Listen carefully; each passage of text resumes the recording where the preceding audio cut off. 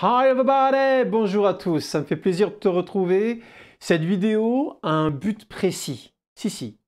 Et ce but, c'est faire le lien entre ce qui est écrit là-dedans, dans la molécule d'ADN, c'est-à-dire la séquence nucléotidique, et les protéines qui vont être fabriquées dans le phénotype moléculaire, au cours de l'expression des gènes. Ok, on est bon? T'as compris? Let's go, on va y aller. Mais n'oublie pas, attitude mentale de combattant, bien équipé, papier, stylo, règles. Tu écoutes, tu comprends, tu notes. T'es prêt? T'es prêt? Ben on y va alors. Qu'est-ce que t'attends? Ben, dépêche-toi, on y va.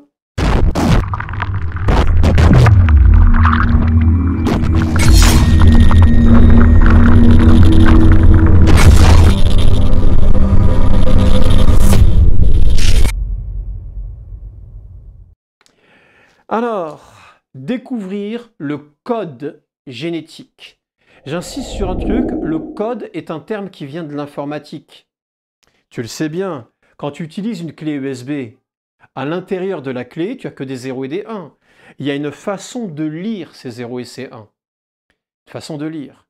Je te donne un exemple. L'ordinateur lit les 0 et les 1 d'une clé USB par paquet de 8. Ça s'appelle des octets. Il lit un octet, puis il passe au suivant, puis il passe au suivant. Et c'est comme ça qu'il a les instructions pour créer une image, créer un son, créer une animation, bref. L'ordinateur, c'est comme ça qu'il fonctionne. La question devient, et l'ADN? Les cellules, elles vont lire l'ADN. Si tu ne sais pas que je suis en train de parler d'un gène, va voir la vidéo sur la définition d'un gène. Elles vont donc lire l'ADN, mais comment? Combien de nucléotides on utilise? Let's go, on y va. Bien. Alors, découvrir le code génétique. Découvrir le code génétique. J'ai ici une magnifique molécule d'ADN. Si, elle est belle. Avec donc une structure en double hélice, 2 brins complémentaires et des bases azotées au milieu qui sont complémentaires. C'est important, on en a besoin. Je vais zoomer sur un gène, c'est-à-dire, bon, ici, un petit fragment de molécule d'ADN, et tu sais qu'un gène est une information. Cette information correspond donc à une séquence nucléotidique, A, C, T, G, etc., etc. Il y a une idée qui est dans l'esprit des élèves, et cette idée est la suivante. L'idée, c'est, eh bien, c'est simple. L'information, ce sont les 2 brins qui constituent le morceau d'ADN correspondant à un gène. Eh bien, c'est une idée fausse. Regarde. J'ai ici 2 séquences de nucléotides, celle du haut et celle du bas. Elles sont totalement différentes. Ce n'est pas du tout les mêmes dans un sens et dans l'autre. Elles sont totalement différentes. Elles sont complémentaires l'une de l'autre, mais elles ne sont pas du tout identiques. Pas du tout. La question devient, mais on a donc 2 informations différentes. Et je t'ai raconté qu'un gène, c'était une information. C'est écrite sur un morceau d'ADN. Et bien là, j'en ai 2. Eh bien, en fait, l'une correspond à l'information du gène et l'autre correspond à rien. C'est juste le brin complémentaire. On a donc le brin qui porte l'information, on l'appelle brin informationnel. Il porte l'information du gène. Et en dessous, j'ai le brin complémentaire. On est bon? Bien sûr qu'on est bon. Je prends une molécule d'ADN, je la déroule, je la mets à ce qu'on appelle disposition en échelle. Et du coup, je me pose la question. Est-ce que, pour fabriquer une protéine, en appliquant le code génétique, est-ce que la cellule va lire l'ADN de gauche à droite, par exemple? Elle ne va pas lire des morceaux différents, elle va bien lire de façon complète l'ADN, tu vas comprendre. Eh bien oui. Ici, j'ai la fabrication de la protéine. Progressivement, je me pousse un peu, tac, tac, boum, boum. Voilà. Eh bien, si on crée 4 erreurs au niveau du brin informationnel. On appelle ça des mutations. 1, 2, 3 et 4. 4 erreurs. Va-t-on retrouver ces 4 erreurs au niveau de la protéine? Et si oui, sont-elles organisées dans le même sens? Numéro 1, numéro 2, numéro 3 et numéro 4.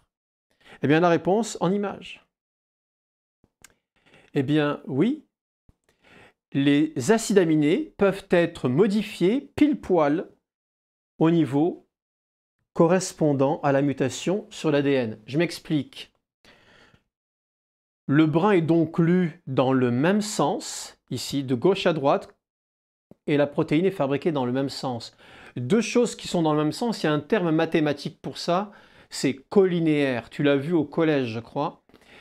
On peut donc dire qu'il y a une colinéarité ADN-protéine. Le sens génétique se retrouve dans la disposition des acides aminés dans le même sens, dans la même direction. On dit que c'est colinéaire. Mais il reste quand même une question qui est capitale et qui est la clé de voûte de cette vidéo. La question est, c'est bien beau de pouvoir fabriquer une protéine, mais combien de nucléotides correspondent à un acide aminé? Combien? 5, 8 comme dans le langage informatique, 10, 24, combien? Combien? 1 peut-être?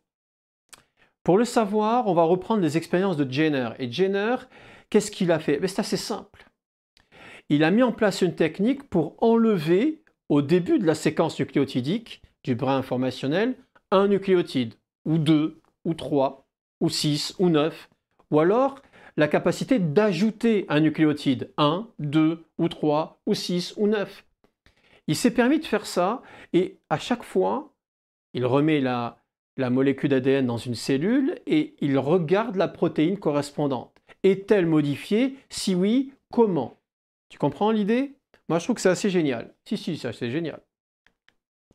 Si tu ajoutes une addition ou tu enlèves une délétion, un seul nucléotide, il se passe quoi? Eh bien, ta protéine est totalement différente. C'est-à-dire que ça n'a rien à voir, c'est pas juste un acide aminé de modifié, toute la protéine est modifiée. Ouais, continuons. Si cette fois-ci, il ajoute ou il enlève non pas un, mais 2 nucléotides, quel est l'impact au niveau de la protéine? Eh bien, la protéine est totalement différente. Enfin, s'il ajoute ou il enlève 3 nucléotides en début de séquence, eh bien, la protéine, cette fois-ci, présente un acide aminé au tout début, je me pousse. La protéine présente un acide aminé en plus si tu as ajouté 3 nucléotides ou en moins si tu as enlevé 3 nucléotides. Et à ce moment-là, tu comprends tout de suite que cette expérience qui a l'air de rien est capitale. Elle permet de prouver que 3 nucléotides correspondent à un acide aminé. 3 lettres sur l'ADN correspondent à une brique de la protéine. On vient de définir ce qu'on appelle le cadre de lecture. Dans l'informatique, le cadre de lecture, si je vais lire une succession de 0 et de 1 par groupe de 8, eh bien au niveau de l'information génétique, je le lis par groupe de 3. Par groupe de 3. Et cet ensemble de 3 nucléotides, c'est ce qu'on appelle un codon. Codon, c'est joli, codon. Un groupe de 3 nucléotides code pour un acide aminé, on l'a donc appelé un codon.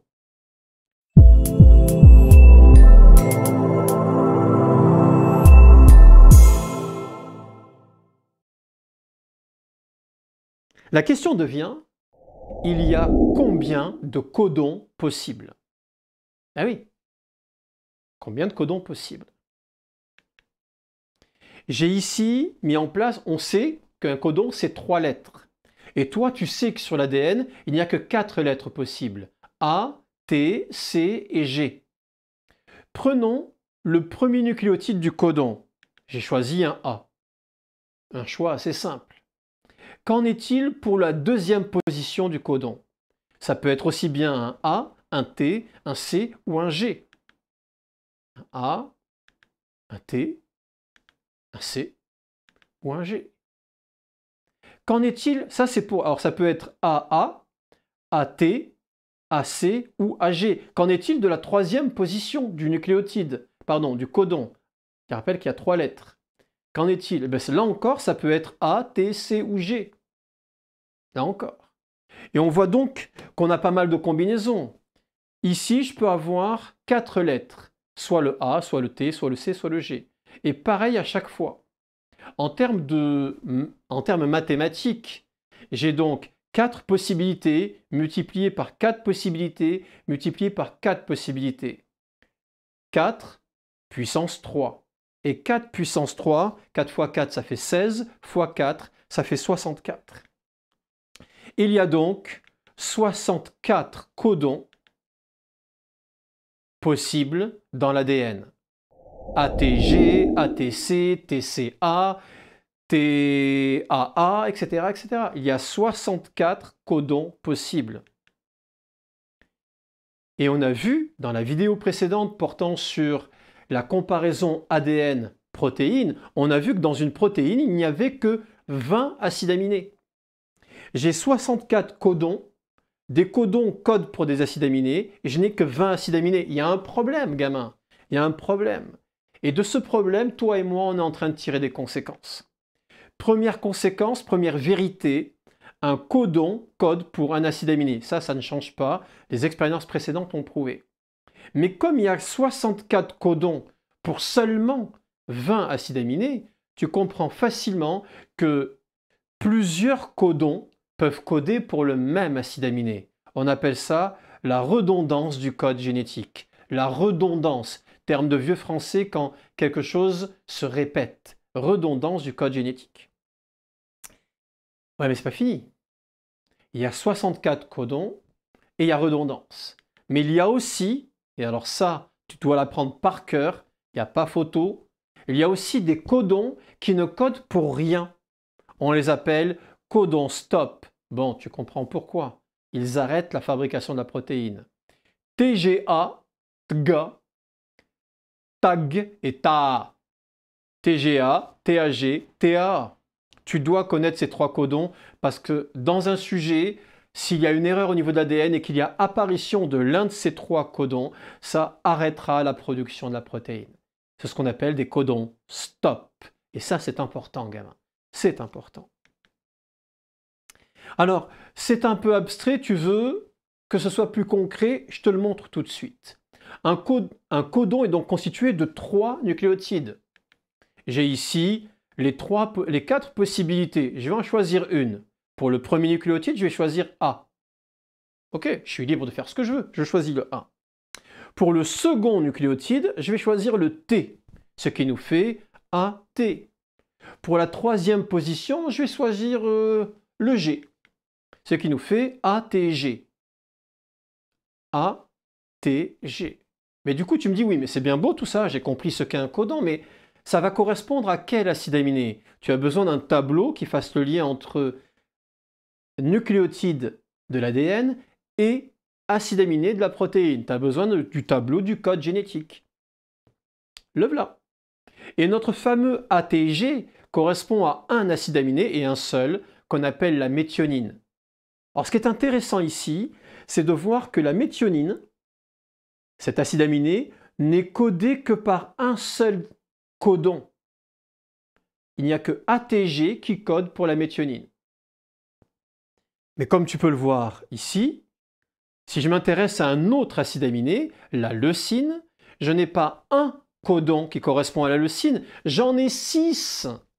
J'ai 6 codons qui codent pour le même acide aminé. Ça, c'est un exemple pur et simple de redondance du code génétique. Mais ce n'est pas le seul cas. La thréonine, la proline, là encore, on a plusieurs codons qui codent pour le même acide aminé. Tu me dis, oui, mais c'est bien beau tout ça, tu l'as compris, c'est la redondance. Mais où sont les codons stop? Tu ne les vois pas. Mais attends, je vais t'aider. Il y a 3 codons stop. TAA, TAG, TGA. Ils sont encadrés en rouge. Tu dois les connaître par cœur. TAA, TAG, TGA. Voilà. Je viens de t'expliquer les bases de ce qu'on appelle le code génétique ADN-protéine. Quand une cellule lit l'ADN, parce que les cellules vont lire l'ADN, et je te montrerai comment, quand les cellules lisent l'ADN, quand les cellules lisent l'information génétique, elles le lisent par groupe de 3 nucléotides. Ces groupes s'appellent des codons. Il y en a 64 possibles. Certains codent pour un seul acide aminé. Un groupe de codons peuvent coder pour le même acide aminé, c'est la redondance. Et enfin, il existe 3 codons différents, TAG, TGA, TAA, qui codent pour rien. Ce sont des codons stop. Voilà le résumé. Bien, cette vidéo était abstraite. Elle permettait de comprendre le code génétique. Je te retrouve très bientôt pour la prochaine vidéo. Eh gamin, Si tu as compris, tu likes. Si tu as une question, tu la mets en commentaire. Je compte sur toi. Ça me fera un plaisir de t'expliquer quelque chose, un détail en commentaire. Et enfin, je suis certain que tu as des potes qui n'ont pas un prof aussi bon que moi. N'hésite pas, partage la vidéo, balance-leur le lien, qu'ils viennent me voir. Je suis le meilleur prof du monde. Je compte sur toi, gamin. Ciao, ciao, à bientôt.